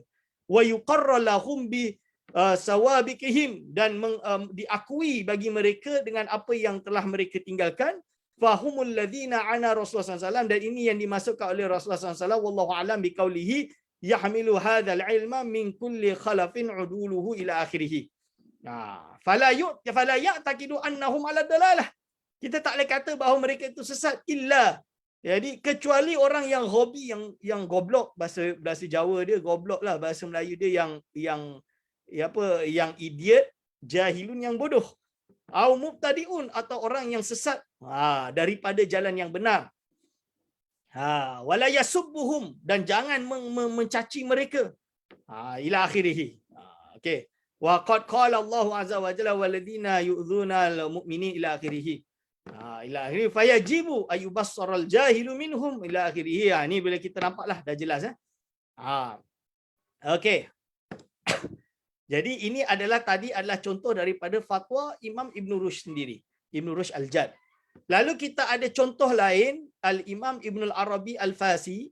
Dia hidup di zaman Murabitun dan Muwahhidun, dua-dua. Jadi dia sempat duduk di dua fasa. Kenapa duduk dua fasa saya akan jelaskan nanti. Ini contoh dia takwil. Bukan dia takwil, dia bagi kaedah untuk memahami ayat-ayat mutasyabihat. Kalaulah benar salaf ulama Murabitun pada waktu itu menolak takwil secara total, tentulah termasuk Ibn Arabi ini akan diperangi, dan Ibn Arabi ini akan diperangi dan dicaci maki dan tidak menjadi qadi, padahal kan tidak. Okey. Ini contoh kitab-kitab dia, saya nak laju je. Lalu contoh lain, Qadi Iyad meninggal tahun 544 di Marrakesh. Dia sendiri menyatakan wa annahu la yahwihi makan fi samawatihi wala ardihi. Ini pisah, wala ardihi bal huwa kama kana qabla khalqil makan. Ni saya ada problem dengan laptop saya, so bila type tu asyik rosak je. Keyboard dia masalah. Wa annahu li bijaw wa annahu laisa, ni kalau tak salah, laisa wa annahu laisa bijawharin wala jismin wala ala suratin wala syaklin wala lahu syabih wala mislun. Okey, tidak ada bagi dia persamaan atau yang menyamainya. Ini jelas menafikan makan, tempat dan lain-lain. Berbeza dengan golongan Salafi yang mengatakan Allah itu berada di atas langit. Okey. Lalu Ibnu Tumar. So kita kena bila orang duk kata, sebab salah satu kenapa adalah yang menghantar kepada saya di beberapa medsos yang menyatakan apa ni ada orang nak promote pula Ibnu Tumar di Malaysia. Dia keluarlah buku saya yang mempromot Ibnu Tumar. Seolah-olah nama Ibnu Tumar ni macam buruk sangat, hodoh lah, sesat, apa macam setaraf dengan ajaran sesat. Ajaran sesat tu contoh dia nak bagi contoh Mu'tazilah lah misalan dia. Sampai macam tu. La haula wala quwata illa billah. Padahal Ibnu Tumar ni tokoh yang sangat dihormati oleh ulama. So biografi ini dah ada dalam buku Ibnu Tumar tersebut yang menceritakan bahawa beliau siapa, dan ini saya terbitkan sebahagian daripada slide kita hari ini di dalam surat khabar utusan Malaysia, insya-Allah yang akan terbit hari Selasa. So tuan-tuan boleh beli utusan Malaysia semua, beli yang kertas lah. Jangan cari yang free je. Beli yang kertas. Kita tolong utusan Malaysia ni. Untuk membaca artikel ini saya jelaskan. So ni tak payah saya jelaskan mendalam, tapi ini menunjukkan kehebatan beliau. Macam mana beliau belajar dan beliau pergi menuntut ilmu ke timur, sempat bertemu Imam Ghazali. Ada yang kata dia tak sempat bertemu Imam Ghazali. Okey, ini tanpa bazir waktulah. Ini menunjukkan ini syahadah bahawa beliau ini ulama, bukan calang-calang orang. Okey. Dan beliau sumbangan beliau, dan akhirnya beliau wafat, dan ini kitab-kitab beliau, tengok kitab dia pun banyak. Sangat banyak kitab-kitab dia.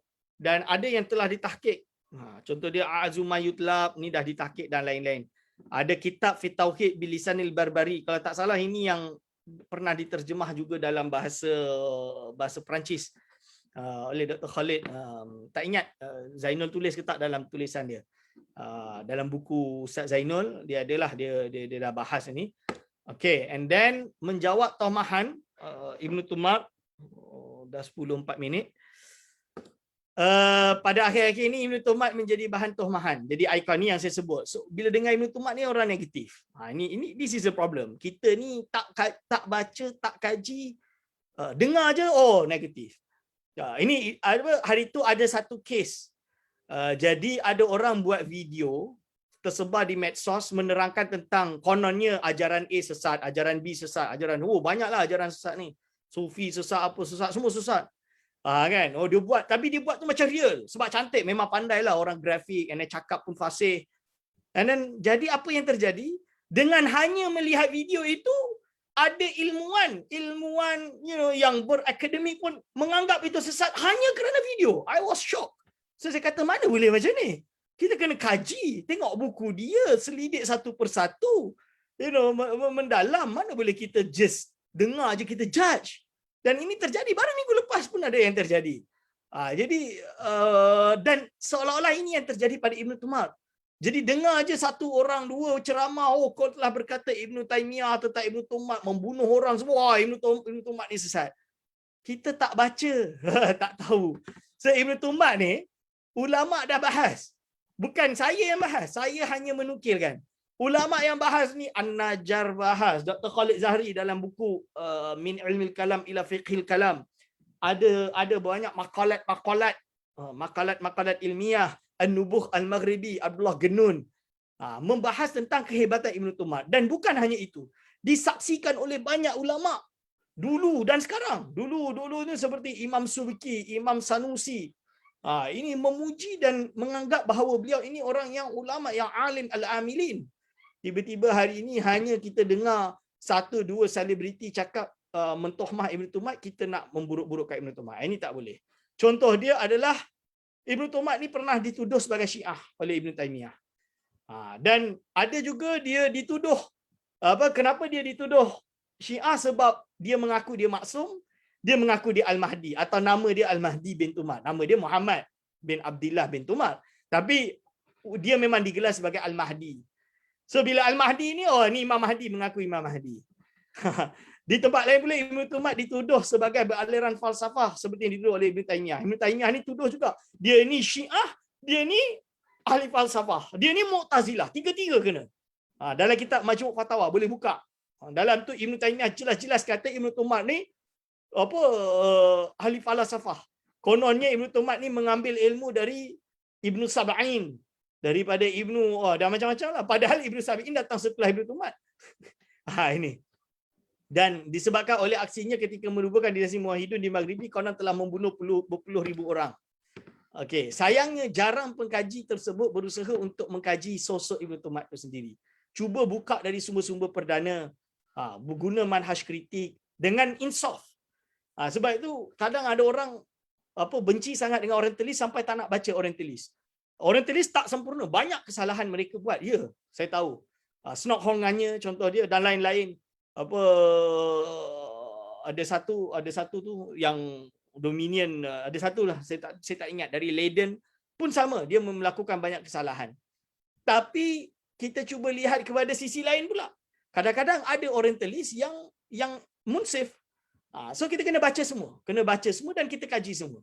So dalam hal ini kita orang Islam ni kadang mengkaji tak mendalam. Sebab apa tak mendalam? Kita banyak mengambil sumber yang sekunder, bukan sumber yang primer. Ini masalah paling besar. Apabila kita cari sumber, malas nak kaji sumber primer. Ini masalah paling besar. Di sisi lain, pengkaji-pengkaji di Maghribi sendiri setelah lama meneliti manuskrip dan sumber-sumber perdana Ibnu Tumat, banyak mereka menemukan simpang siur. Contoh dia adalah Syekh Abdullah Genun, seorang ulama, sastrawan dan ahli sejarah Maghribi. Apa dia kata? Oleh sebab itu kamu akan tahu bahawa Ibnu Tumat adalah lebih tinggi derajatnya daripada apa yang disebutkan tentangnya dan apa yang dituduh kepadanya seperti penipuan, tohmahan dan perkara-perkara pelik lainnya. Ini disebut oleh Syekh Abdullah Genun. Anak dia guru kami lah di Usuluddin. Saya tak tahu Zainul sempat jumpa ke tak. Genuni, Profesor Genuni. Munzir murid dia lah, ngaji dengan dia. Okay. And then ini contoh dia. So isu kemahdian, so kita jawab satu-satu. Isu kemahdian Ibnu Tumat, misalnya Ibnu Taimiyah menuduh Ibnu Tumat mengaku sebagai Imam Mahdi yang Mahdi Muntazar lah. Akan tapi kalau dikaji lebih dalam, dakwaan tersebut tu sebenarnya salah. Dia tak faham. Sebab apa? Ibnu Tumat sendiri disebut dalam kitab dia, dalam satu risalah dia. Risalah dia dibukukan oleh Orientalis, yang mana diriwayatkan, so ada manuskrip dia dan lain-lain. Apa Ibnu Tumat kata kepada golongan-golongan orang Islam pada waktu itu? Kalianlah yang Allah akan membuka untuk kalian negara Parsi, Rom dan membunuh Dajjal. Dan dari kalianlah ada seorang pemimpin yang akan menjadi imam kepada Isa bin Maryam, iaitu Imam Mahdi Muntazar. Dan perkara itu akan tetap sampailah hari kiamat. Kalau benar, jadi saya katalah, kalau betul Ibnu Tumat mendakwa di Imam Mahdi, mengapa ia tidak mendakwa bahawa dialah yang akan jadi imam kepada Nabi Isa? Dan kita kena tahu, dia meninggal tahun 524. Abdul Mu'min Al-Qumi yang nanti menjadi khalifah setelah dia. So you have to understand benda ni. And then seperti yang tercatat sejarah, Ibnu Tumat tidak pernah menjadi raja pertama dinasti Muwahhidun. Akan tetapi sebelum kewafatannya, beliau telah mentabalkan Abdul Mu'min Al-Qumi duduk tahta. Kalau benar ia mengaku Imam Mahdi yang tunggu-tunggu, saya ia akan mentabalkan Nabi Isa sebagai raja, bukan dia. Patutnya dia akan kata, ni Nabi Isa, Abdul Mu'min Qumi ni Nabi Isa lah, sebutlah macam tu. Tak juga. Sehingga apa yang ia dakwa dengan apa yang disebutkan dalam khabar-khabar tentang Imam Mahdi adalah tepat. Padahal tidak. So jangan cakap pula, sebab dia tak tahu tentang akhbar Imam Mahdi, itu jahlun lah. Dia karang banyak kitab, takkan dia tak tahu. Begitu juga Ibnu Tumat mendakwa bahawa pengikut-pengikutnya yang akan membunuh Dajjal. Seperti nukilan di atas, kalau benar ia mengaku sebagai Imam Mahdi, sepatutnya beliau mengklaim bahawa beliau akan mendukung Nabi Isa untuk bunuh Dajjal. Tengok, ini tak terjadi. So ini kalaulah kita isu kemaksuman Ibnu Tumat sekarang. Beberapa ulama pula menuduh Ibnu Tumat sebagai maksum lah, berakidah Syiah kerana mensyaratkan khalifah memiliki sifat maksum. Kan memang ada dalam kitab Azum Ma Yutlab, dia kata seorang imam khalifah dia kena maksum. Dia kena maksum. Jadi kalau nak jadi pemimpin kena maksum. Ini macam Syiah lah, memang betul. Macam Syiah, betul. Tapi ini yang kita kena nilai lagi, seperti yang diyakini oleh Syiah Imamiyah. Salah satu isyarat kepada ini adalah kata-kata Ibnu Tumat. Ini yang disebut, seorang imam itu perlu maksum daripada kebatilan, dan maksum daripada kesesatan, dan maksum daripada fitnah, dan maksum daripada beramal dengan kejahilan. Dalam hal ini, pengkaji yang membaca langsung tulisan Ibnu Tumat telah menemukan fakta sebaliknya. So macam mana? Misalnya, contoh dia Abdul Majid An-Najjar. Dia menjelaskan, kata-kata Ibn Turmat dengan maksum di atas tidak lain adalah maksum dalam erti tidak melakukan kebatilan. Terjaga. Lughatan. Lughawi lah. Maksum lughawi, bukan maksum istilahi. Tidak membawa kesesatan. Tidak berbuat fitnah. Dan tidak beramal dengan kejahilan. Lebih-lebih lagi, kalau ditelusuri tulisan-tulisan Ibn Turmat, kita tidak akan menemukan definisi maksum yang diberikan Ibn Turmat. Tak jumpa. Definisi tak jumpa yang diberikan definisi Ibn Turmat. Maksum menurut Ibn Turmat. So kita tak boleh judge bila disebut ismah kat sini, ismah dengan maksud maksum tidak menerima dosa seperti kefahaman golongan Syiah. Jadi ia berkemungkinan besar maksum di sini bermakna bahasa lughawi, bukan istilahi. Maka kalau kemungkinan ini yang kita tetapkan, sudah tentu pernyataan Ibn Turmat adalah sesuai dengan akidah yang diajarkan dalam mazhab Asy'ari, iaitu seorang pemimpin wajiblah tidak melakukan perkara-perkara mungkar tersebut. Betul, seorang pemimpin kena bebas daripada kemungkaran. Mana boleh nak angkat pemimpin yang banyak buat mungkar, bahayalah. Oleh sebab itu guru saya iaitu Dr. Khalid dalam kitab Min Ilmil Kalam ila Fiqhil Kalam, dia syarahkan maksum ini menurut Ibn Turmat ada dua. Kita kena faham dulu.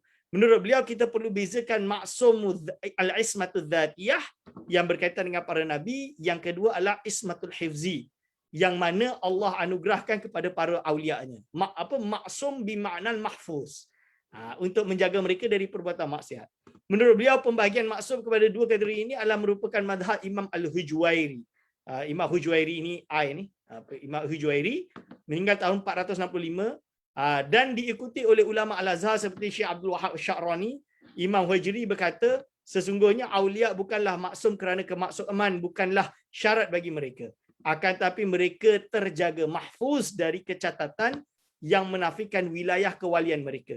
Penafian kewalian mereka. Semoga Allah menjauhi perkara ini adalah berkaitan dengan kemurtadan, bukan maksiat. Jadi dia tidak jatuh murtad lah. Maksiat mungkin masih terjadi. Ini adalah mazhab Muhammad bin Ali At-Tirmizi atau Tirmiz, Hakim At-Tirmiz, Al-Junaidi, Abdul Hasan, An-Nuri, Haris Al-Muhasibi dan selainnya dari kalangan ahli hakikat rahimahullah. Okey. Lalu Dr. Khalid Zahri juga menerangkan, okey, dah nak habis dah waktu. Ibn Turmat sebenarnya bermaksud maksum versi kedua. Okeylah, lebih kurang macam tu. Okay. And then Imam Sanusi, contoh dia Imam Sanusi sendiri mensaksikan bahawa akidah mursyidah ini adalah akidah ahli sunnah wal jamaah. Akidah yang dikarang oleh dia, akidah rasyidah ni akidah mursyidah. Jadi jangan sampai kita anggap bahawa ini akidah yang sesat, Mu'tazilah dan lain-lain. Okay.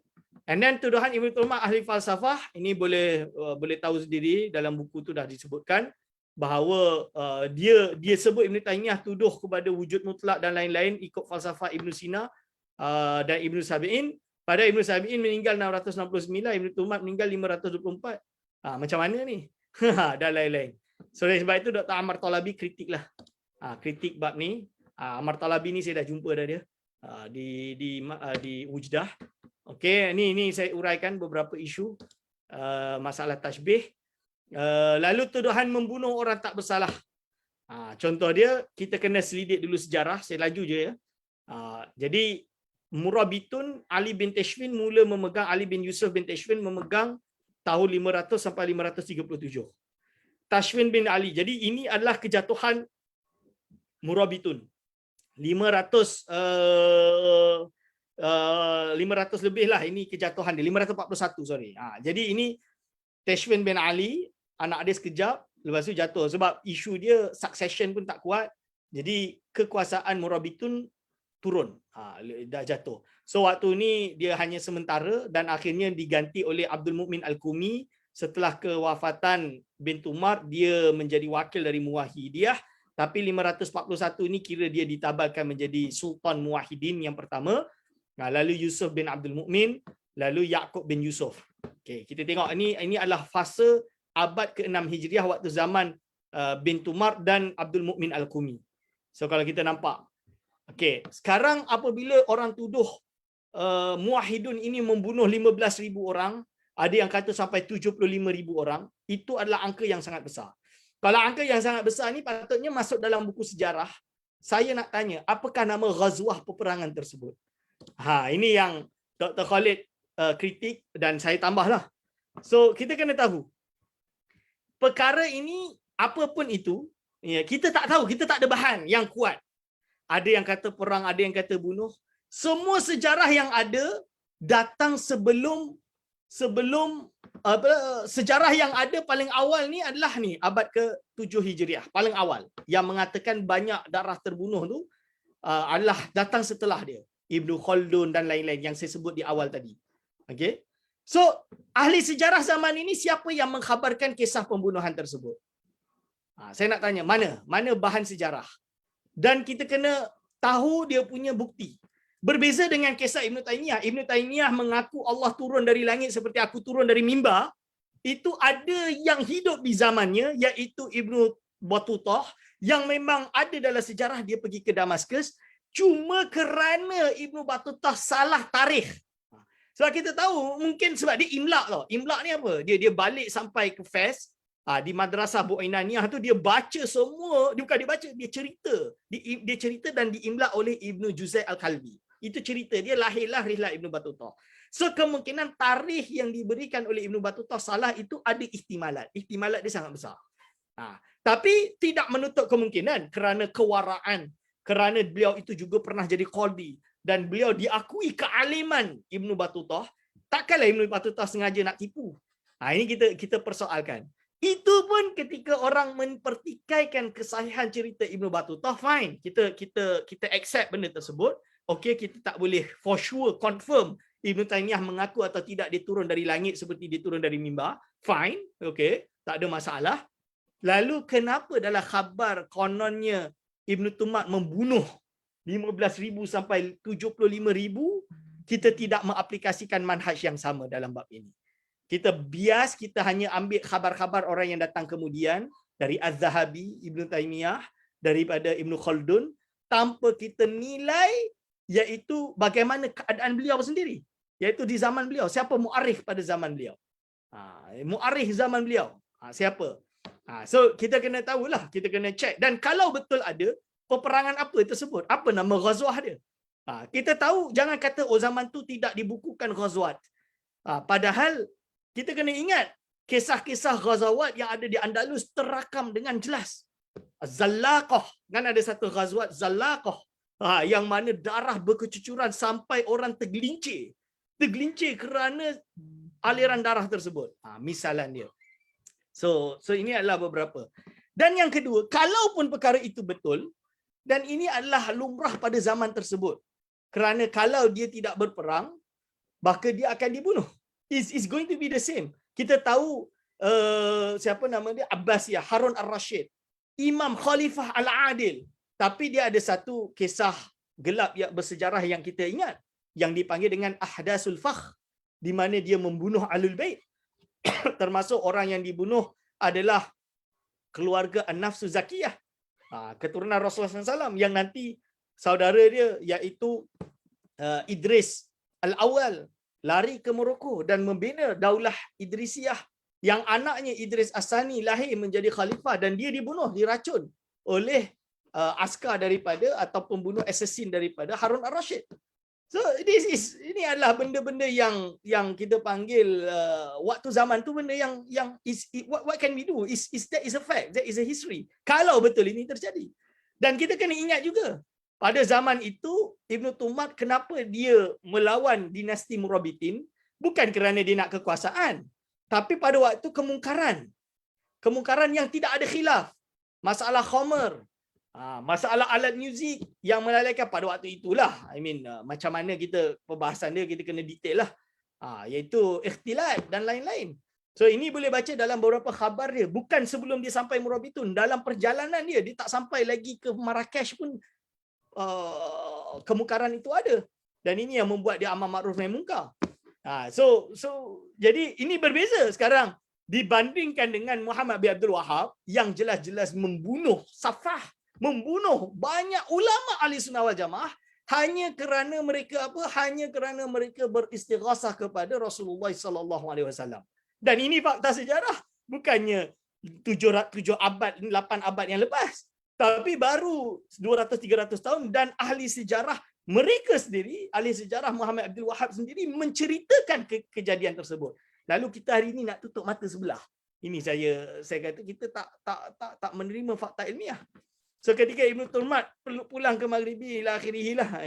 And then Ibn Turmat tidak memperdulikan dakwah beliau, Murabitun tak pedulikan dakwah beliau sehingga terjadi uprising untuk mengganti dinasti. Dan pada waktu itu kita kena tahu Murabitun dah dalam keadaan lemah kerana Ali bin Yusuf bin Tashfin dia seorang sufi yang memang tidak begitu sungguh-sungguh di dalam mentadbir negara dia. So dia tak berapa kisah. Okay. And then dari sejarah ini difahami bahawa revolusi yang dibuat ini adalah satu benda yang terjadilah, lumrah, mana-mana dinasti pun terjadi. Okay, so itu tak sepatutnya dijadikan alasan untuk memburuk-burukkan Ibn Turmat. Okay. And then tuduhan mengkafirkan ahli Maghrib kerana tafwid. Ini yang paling penting. Jadi ada yang kata dia bunuh tu sebab menuduh bahawa ahli Maghrib adalah tajsim. Ini yang saya sebut di awal tadi dan juga disebut dalam buku-buku mereka. Sekarang saya nak kata, kenapa tak rujuk tulisan Ibn Turmat? Ibn Turmat sendiri dia dah kata ni. Wa ma warada minal mutasyabihat. Segala apa yang datang daripada ayat-ayat mutasyabihat yang memberi kefahaman tashbih wa takyif seperti ayat-ayat istiwa dan hadis nuzul dan selainnya daripada ayat-ayat mutasyabihat di dalam syarak. Yajibu al-imanu biha, wajib untuk kita beriman dengannya seperti halnya yang ia sampai ma'anafi tashbih serta menafikan tashbih dan takyif. Ini jelas bahawa al-Imam Ibn Turmat mengikuti manhaj tafwid dan ta'wil ahli sunnah wal jamaah. So kalau hanya kerana Murabitun ini memilih tafwid lalu dia itu membunuh, ini tak betul lah. Dari sini insya-Allah saya tamatkan ulasan saya. Insya-Allah kita buka Q&A. Mohon kepada Ustaz Zainul untuk memberi apa-apa.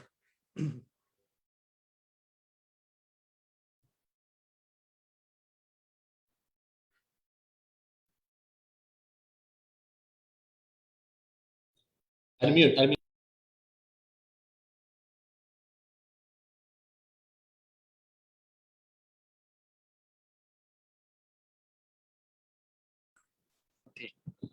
Terima kasih kepada Al-Fadhil Dr. Aiman Akiti atas pembentangan yang menarik tadi.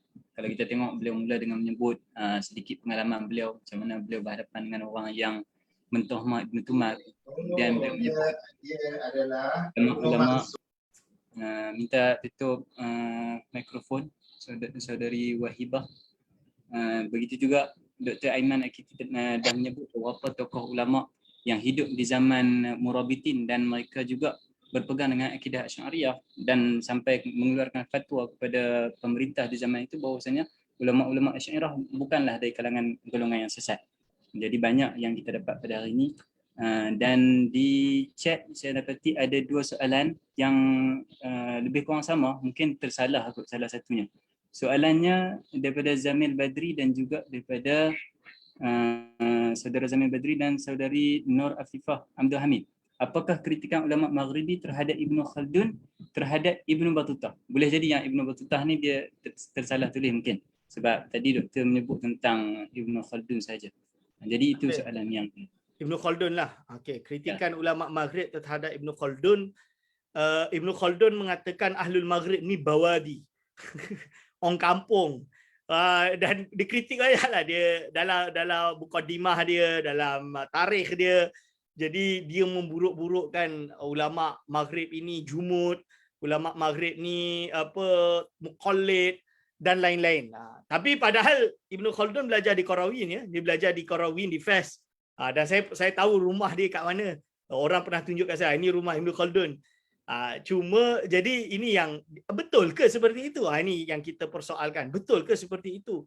Jadi Ibn Khaldun kalau menurut kajian-kajian di Morocco kita kena faham kenapa dia jadi macam tu. Dia banyak kritik orang, banyak istilahnya lisanuhu tawil lah, bahasa Arab ni lidah dia panjang lah. Kerana apa suka duk kutuk ulama Morocco dan lain-lain. Salah satu alasan dia pernah memiliki pengalaman yang pahit ketika berada di Maghribi, iaitu ketika dia dalam perjalanan dari Maghribi ke pulang melalui Sahara, dia terlalu sejuk, bukan terlalu sejuk, dalam perjalanan tu dia kena rompak. dengan orang Maghribi, kena rompak dengan pencuri lah, dengan Quta' Ut-Tariq, dan tidak ditinggal sampai seluar dalam dia. Jadi semua harta dia dan pakaian dia semua kena ambil, sampai seluar dalam pun kena ambil. Dan dalam keadaan sejuk tersebut dia bersendirian sampai dia kena rheumatik. Dan benda itu yang menyebabkan dia kalau menulis tu kasar lah, bahasa dia, bahasa ulama ni kasar lah, lebih kurang macam tu. So itu salah satu dia, dan banyaklah isu-isu lain. Dan yang kedua, Dr. Khalid pernah bagi tahu saya bahawa just imagine kita ada banyak tokoh Magharibah yang hebat-hebat, tapi Ibn Khaldun yang di-upkan. Dan yang upkan Ibn Khaldun ni kebanyakan dia orientalis. Kan cerita sejarah dia, kalau kita lihat sejarah perkembangan ilmu, jadi orientalis ni yang kembangkan Ibn Khaldun, sehingga kat Malaysia semua orang duk sebut Ibn Khaldun, sebab kita orang di Malaysia ni banyak membaca karya yang telah dicetak, satu. Yang kedua, dari karya bahasa Inggeris, sebab dia tak baca from the primary source. Kalau baca Ibn Khaldun Muqaddimah pun dia baca terjemahan bahasa Melayu atau bahasa Inggeris. So this is what happened, dan this is a fact. Even tak cakap lah, di tempat-tempat institusi saya tengok tu, dan saya heran, tak ada orang kenal siapa Ibn Arafah. Ini Dr. Khalid. Kenapa tak ada orang kenal Ibn Arafah? Ibn Arafah dia ada tafsir, dia ada kitab akidah, dia ada kitab usul fiqh. Oh, dia lebih mendalam. Tapi tak ada orang kenal. Kalau nak berbicara tentang sejarah, kenapa sejarawan Morocco yang lain tidak dikenal di Malaysia ni? Ibarat dia lah, kalau kita pergi Indonesia pada hari ini, orang Indonesia hebat, mereka membaca kitab-kitab Arab dan terjemah ke dalam bahasa Indonesia, tapi mereka terjemah buku-buku siapa? Buku-buku liberal. Itu banyak mereka. Hasan Hanafi lah, Syahrul, banyak terjemahan dia. Tapi tak ada orang nak baca Toha Abdul Rahman. Kenapa tak ada orang nak baca? Simple je. Sebab orang-orang yang hebat ni, tulisan dia memang hebat-hebat lah. Nak baca pun susah. Toha Abdul Rahman tu orang nak baca pun susah. Yang kedua adalah sensasi. Orang lebih suka benda yang sensasi.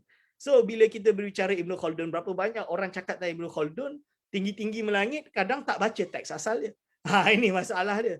So, kita tahu dia ahli antropologi, ya. Tapi ahli antropologi lain, kenapa kita tak kaji? So, ini yang dikritik. Dan kalau saya jawab waktu itu, ini tugas ulama Maghrib lah yang kena buat kan. Dia kata, yalah, sebab itulah Dr. Khalid buat, yang lain-lain buat. But it's not enough lah. Dan yang kedua, dia orang masih tulis dalam bahasa Arab. Dia orang kena tulis dalam bahasa Inggeris. Mungkin baru orang nak baca, which is true. So ini kekurangan mereka. Mereka tak tulis dalam bahasa Inggeris, mereka tulis dalam bahasa Perancis.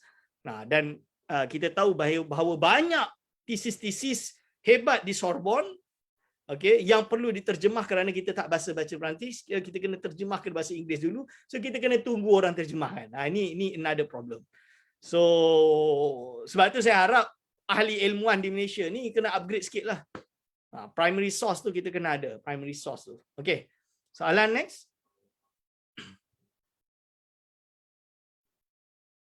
Okay. Terima kasih Doktor.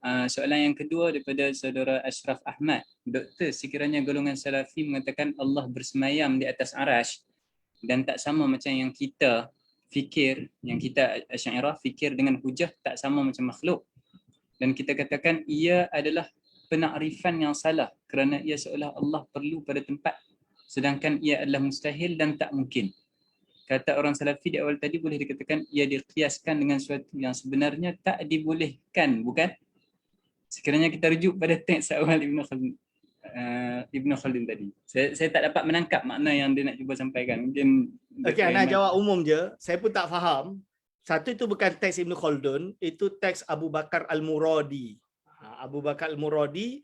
Jadi tak boleh dikatakanlah Allah ini beristiwa di atas arash. Itu Abu Bakar Muradi. Kalau Abu Amrin Dani, kita boleh kata mustawin ala arsyihi dengan menetapkan dengan apa yang warada. Jadi istiwa lah. Dia tak terjemahkan apa makna istiwa bermakna sila lendik. Tak. Dia tak kata makna hakiki, tak. Itu pun dia takwil, mustaulin. Dia kata mustaulin. Sama ada kau tafwid atau kau takwil lah, mustaulin. Itu maksud dia, dari dua tersebut. Itu Abu Amrin Adani. Itu. Tapi kalau macam mana dengan golongan Salafi yang kata Allah SWT, okey, saya tak tahu Salafi yang mana, saya tak faham soalan ni, tapi saya kata macam inilah. Salafi pun banyak level. Saya ada kawan Salafi Ibnu Taimiyah, Taimi yang memang kuat, tapi dia dari pondok Morocco, dia jadi macam tu, tapi dia menafikan dengan makna istiwa bermakna julus. Hakiki dia nafikan. Ini contoh. Tapi dia geng Ibnu Taimiyah dalam erti dia sepro Ibnu Taimiyah. Ini saya ada kawan seperti itu. So ada banyak grade dia. Jadi kita tak boleh nak kata, nak judge semua mesti satu mazhab tu susah. Sebab dia masih ada perbezaan-perbezaan dalam hal ini. Wallahu alam. Next.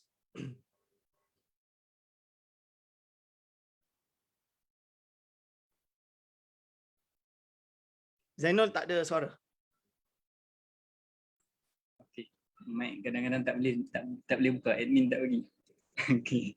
Terima kasih doktor atas penjelasan tersebut. Jadi siapa yang ada persoalan, yang nak ajukan persoalan secara langsung juga boleh buka mic dan boleh bertanya langsung kepada doktor.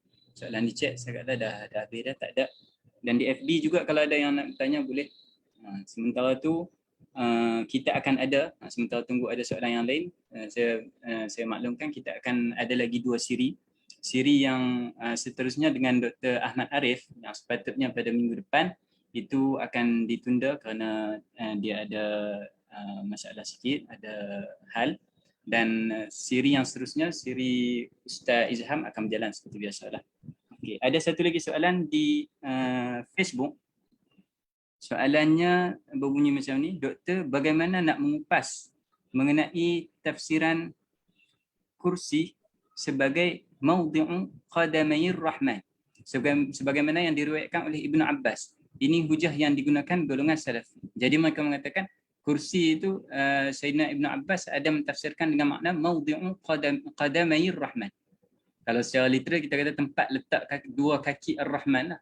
Jadi macam mana nak menjelaskan itu? Okey, saya tak dapat jawab sekarang sebab saya tak ada kitab dia. Tapi dia pertama melihat urudun nas tersebut, kita panggil qat'iyyu thubut atau zanniyyu subut. Itu yang pertama.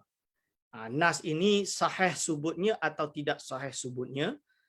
Lepas tu kalau ia ahad tapi tidak sahih, kalau dia sahih subutnya tapi ahad, dia bukan sebagai nusus di dalam akidah. So dalam hal akidah kita hanya ambil benda yang qat'iyyu subut. So dalil hadis ahad tidak qat'iyyu subut tapi zanniyyu subut. Itu yang pertama. Lepas tu yang kedua, kalau dia qat'iyyu subut misalnya dia, apakah dia boleh difahami dengan makna lain yang dipanggil dengan zanniyyu dalalah, bukan qat'iyyu dalalah. Itu semua kita kena nilai. Jadi dalam hal ini memang dah ada kitab yang membahas tentang perkara tersebut. Saya tak ada kat depan saya, tapi mungkin next time kalau ada, bagi tahu awal kita buka, kita bacalah apa uraian ulama dalam bab tu, insya-Allah. Terima kasih. Ada suara tak? Okey, terima kasih doktor. Ada satu lagi soalan daripada Facebook daripada Dr. Engku Ahmad Fazil, bertanya berkenaan dengan makna sebenar kalam Imam Ahmad. Jadi tadi kita sebut, doktor sebut satu riwayat Imam Ahmad berkenaan dengan kalamullah lafzi tersebut. Kemudian di sini Dr. Engku Ahmad Fazil bertanya tentang kalam Imam Ahmad, man qala lafzi bil Qur'ani makhluqun fahuwa jahmiyun. Barang siapa yang kata-kataku dengan Al-Quran ini adalah makhluk, maka dia adalah Jahmi. Wa man qala lafzi bil Qur'ani ghairu makhluqin fahuwa mubtadi'un. Dan barang siapa yang berkata kata-kataku dengan Al-Quran ini bukan makhluk, maka dia adalah mubtadi'. Seolah-olah Imam Ahmad menafikan kedua-duanya. Mungkin ada penerangan berkenaan kata-kata tersebut. Pertama saya tak ingat mana yang saya type, tapi ada dekat syarah Wafiyah. Tapi yang kedua, kalau betul itu adalah kalam Imam Ahmad, berarti ini adalah perkara yang tidak boleh disabitkan. Dia tafwid lah, dia serahkan kepada Allah Subhanahu Wa Taala apakah makna hakiki daripada kalam Allah Subhanahu Wa Taala tersebut. Itu. Kalau tak salah saya nukil daripada tulisan Dr. Khalid dalam kitab Fihris tu lah. Bukan Fihris, apa tu? Kitab Masadir Al-Asy'ariyah. Nanti saya kena cek balik lafaz tersebut seperti apa. Baik, terima kasih. Soalan yang mungkin ini yang terakhirlah untuk malam ini daripada saudari Aida. kalau buku-buku perbahasan tentang Ibn Tumar kebanyakannya merujuk kepada kitab Ibn Khaldun yang Dr. cakap tadi merupakan tuduhan ke atas Ibn Tumar. Jadi bagaimana nak elak kontroversi dalam penulisan semasa? Adakah kita perlu cari sumber lain atau macam mana? Ya, ini yang saya kata, ini tugas kita dalam mengkaji dan telah dibuat oleh ulama Morocco pada hari ini. Pertama, bukan hanya Ibn Khaldun. Jadi sumber yang merujuk ini salah satunya Ibn Khaldun dan of course Ibn Taymiyah dan juga Az-Zahabi dalam Siyarul A'lamin Nubala dan beberapa rujukan lain. So itu adalah sumber mereka. So cara untuk menjawab adalah kembali kepada sumber yang awal. Sumber paling awal apa? Al-Mu'jib. Itu kitab tarikh yang paling awal lah yang saya jumpa. So mungkin ada yang lain tapi saya belum jumpa. Ada satu Ibnu Qattan, Nazmul Juman. Itu pun tak jelas. Saya ada kitab tersebut. Itu pun tak jelas dalam hal kes membunuh tu, tak jelas. Ada sumber yang setelah Al-Murakushi, dia panggil risalah Rasail Muwahhidiyah. Itu saya ada. Dan kalam itu memang banyak yang mengata Al-Mahdi dia sebut. Bukan Ibn Tumar sebut. Abdul Mu'min Al-Kumi berbicara kepada rakyat dia tentang perlunya kalian ini solat 5 waktu, perlunya kalian membaca Al-Quran sehari 2 kali. Hizib rotib kan. Seperti yang telah diwasiatkan oleh Al-Mahdi. Di sini disebut banyak kali. Dan ini sure, orang yang tak faham dia akan kata ini Abdul Mu'min Qumi nak kata bahawa Ibn Tumar itu Al-Mahdi Muntazar. Padahal tak macam tu. Kalaulah betul, kenapa dia dah mati? Ibn Tumar tu dah meninggal 524. Dia jadi khalifah lepas tu. So bila dia kata Al-Mahdi ni, dia rujukan lakop dia lah, lakop. Ibarat dia lah, takkan hari ini kalau ada orang diberi lakop sebagai Al-Mahdi secara lugatan, maksudnya mendapat hidayah. Tak boleh. Tak boleh. Kerana nanti dia anggap Al-Mahdi Muntazar. Boleh ke macam tu? Padahal ulama Morocco banyak nama dia. Al-Mahdi memang lahir-lahir diberi nama Al-Mahdi. Saya ada baca satu, nama dia Al-Mahdi juga. Cerita dia kenapa Al-Mahdi? Kerana ayah dia bagi nama Al-Mahdi, harap-harap anak dia jadi Imam Mahdi. Dia berharap. Sebab apa? Sebab dia Hasani, keturunan Rasulullah SAW. Dia berharap anak dia lahir dia jadi Imam Mahdi. Dia bagi anak dia Al-Mahdi Muhammad dan digelar Al-Mahdi. Tapi tak jadilah. Tak jadilah, dia berharap. Apa dia berharap? Siapa tahu dia berharap kan? So ini yang terjadi. Jadi jadi kita kata apa? Kita kena teliti balik manuskrip dan juga kitab-kitab primary source untuk menilai kembali.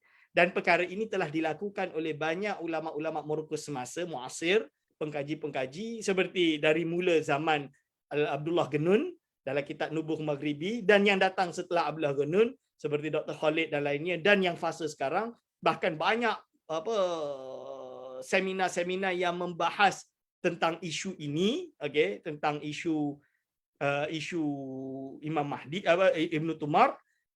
Dan ada yang pro and contra, of course. Yang namanya ilmiah tetap ada sebab benda ni benda zonni. Bila benda zonni ni, of course orang akan yatasaalu, orang akan bertanya-tanya dan orang akan berbincangkan. Tapi yang jelas, apa hukumnya kita nak frame Ibn Tumar sampai dengar nama Ibn Tumar je? Ini sesat, ini dan macam alergi, macam kutuk alergi dan lain-lain. Ini yang kita tak nak. Ini yang kita tak boleh. Sebab apa? Kita kena akui bahawa ulama mengakui dia itu ulama. Ingat, luhumal ulama masmumah. Daging ulama ini masmumah. Jangan sampai dengar Ibn Tumar je terus kita kafirkan. Ini yang bahaya. Okey, insya-Allah. Terima kasih kepada Dr. Aiman Al-Akiti atas pembentangan beliau yang menarik tadi dan persoalan-persoalan yang dijawab dengan tuntas. Daripada perbincangan kita daripada pukul 9.30 tadi, dapat banyak benda yang kita dapat faham berkenaan dengan Imam Ibn Tumar, ketokohan beliau, bagaimana beliau mencorakkan perjalanan ilmu akidah di Maghribi itu sendiri. Jadi untuk penutup mungkin ada sepatah dua kata daripada doktor sebagai kesimpulan sepanjang program kita pada malam ini. Silakan. Macam mana penutup? Kalau ada penutup. Penutup. Penutup kalau saya insya-Allah. Jadi beli buku Ustaz Zainul Abidin kerana buku itu ringkasan daripada Al-Masadir Al-Maghribiyah lil Aqidatil Asy'ariyah. supaya mendapat gambaran yang pasti tentang sejarah akidah yang ada di Maghribi. Dan ini terus terang jarang ada terutama alumni Maghribi yang membuka dan membahas, sebab di Maghribi ini memang fil aqdil asy'ari wa fiqhil maliki wa fit tariqil junaidi as-saliki. Ini perlu kita upkan balik naratif Maghribi yang sebenarnya di Malaysia supaya orang tidak salah faham, tu satu. So beli buku ni as kita panggil muqaddimah kepada perkara ini. Dan yang kedua, penutup saya kepada Ustaz Zainul lah. Tapi bukan sekarang Nizamiyah jika sekarang. But the next project will be the ringkasan kepada Al-Masadir Al-Andalusiyah lil Aqidatil Asy'ariyah. So ini adalah ada satu lagi buku, dan actually buku itu sepatutnya dicetak diisi di Malaysia, tapi tak jadi dan dicetak di Rabitah oleh Markas Abil Hasan Asy'ari di Maghribi as usual. Buku itu adalah sebenarnya ditulis atas permintaan saya, dan Dr. Khalid tulis untuk conference di Putrajaya oleh ISI pada tahun 2017. Kalau tak salah pada tahun 2017. So it's very important text that insya-Allah Ustaz Zainul Abidin terjemahkan nanti. Dan boleh cetak dan dia jadi pelengkap. Boleh pelengkap. Okey, insya-Allah aku lu qauli hadza astaghfirullahi wa lakum. Wassalamualaikum warahmatullahi.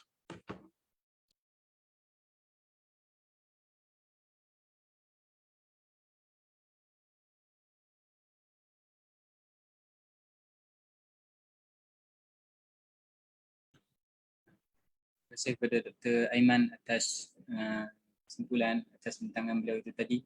Semoga semua para hadirin yang ikut turut serta pada malam ini mendapat manfaat yang banyaklah. Dan sebelum penutup, saya nak bagi tahu sedikitlah bahwasanya program kita yang berjalan, program mingguan yang berjalan ini sebenarnya diketahui juga oleh pengarang asal kitab, iaitu Dr. Khalid Zahri. Beliau juga dikhabarkan berkenaan dengan program kita dan beliau sangat gembiralah dengan program ini, dapat mengenalkan ulama-ulama di Maghribi, dapat berkhidmat kepada aulia katanya, dan dia berharap sangat supaya dapat mendengar feedback daripada para hadirin yang turut serta dalam program ini. Nak dengar feedback antum, feedback para hadirin berkenaan dengan buku beliau, walaupun melalui terjemahan, berkenaan dengan program yang kita jalankan selama sebanyak 4 siri ini.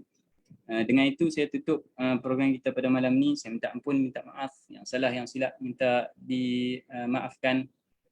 Aqulu qawli hadza wa astaghfirullahal azim. Wassalamualaikum warahmatullahi wabarakatuh.